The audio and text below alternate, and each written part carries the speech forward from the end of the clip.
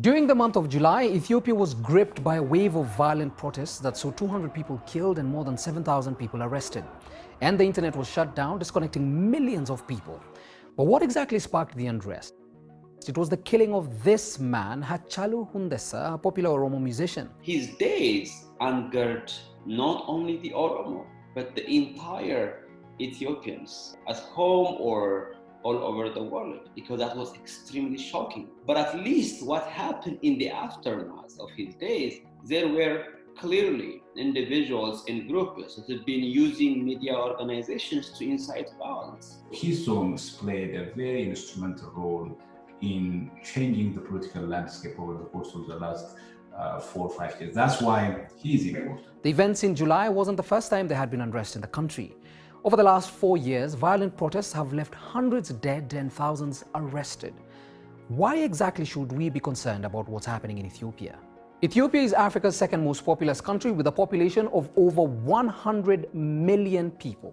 It's not just the largest country in that region, but also strategically very important in the sense that it plays a significant role in peace and security issues in the region. So given the kind of fragile, not failed, but highly fragile security situation around the region, its proximity to the Middle East, having a stable and a strong Ethiopia is important for the peace and security of the region and also the world. A lot of Ethiopia's success has been credited to its current Prime Minister Abiy Ahmed, who came to power in 2018 as the country's first modern Prime Minister from the Oromo ethnic group. The same ethnic group as slain singer Hachalu Hundessa. At the end of 2019, Prime Minister Abiy attracted more global investments into Ethiopia and was also awarded the Nobel Peace Prize for his efforts to achieve peace and international cooperation, and in particular for resolving the border conflict with neighboring Eritrea. So, things were looking good for Ethiopia. The economy was expected to further pick up pace with the construction of the controversial Grand Ethiopian Renaissance Dam. The hydroelectric project is crucial for its economic growth and a vital source of energy.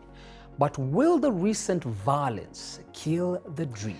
Before we answer that, how exactly did we get here, and is identity at the heart of the issues? You can't really distinguish between ethnicity and politics because all politics in Ethiopia especially is identity politics, because that is how people have been mobilized and organized for the last more than 30 years, but at least as a country constitutionally created that kind of system for mobilization.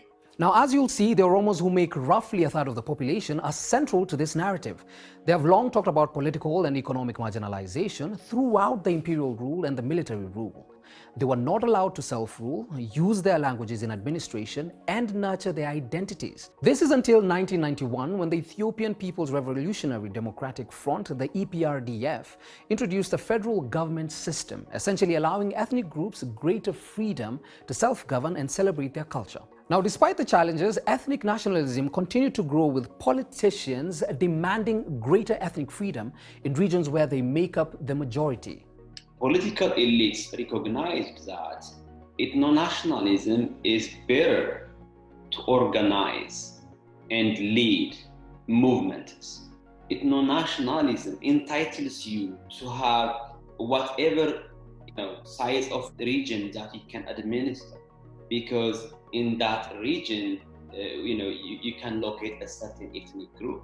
So what the ideas that they have been promoting caused is displacement, inter-ethnic violence. When Prime Minister Abiy Ahmed came to power, there was a lot of hope that he would bring reforms and unite a divided nation. Abiy promised to address grievances of the Oromo people and transition Ethiopia into a democracy. He started by dissolving the ruling coalition, formed of 4 regional parties based on ethnic identities, into a unified pan-Ethiopian party.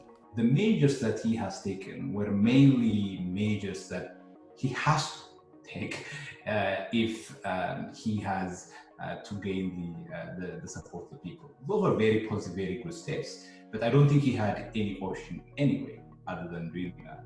Unfortunately, the situation in the country is that there is this ethno-nationalist groups that think that the fact that an Oromo prime minister is leading in Ethiopia should entitle their group more of the slices, right? From what will be on the table.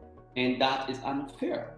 Since the murder of Hachalu Hundesa, Abiy's administration has put several opposition politicians behind bars for allegedly inciting protests. Amidst the chaos, Hachalu's music continues to ring true for many Oromos, but some believe that there is still a big room to find a consensus. Others, however, see recent actions by the Ethiopian PM as a slow return to some form of dictatorship.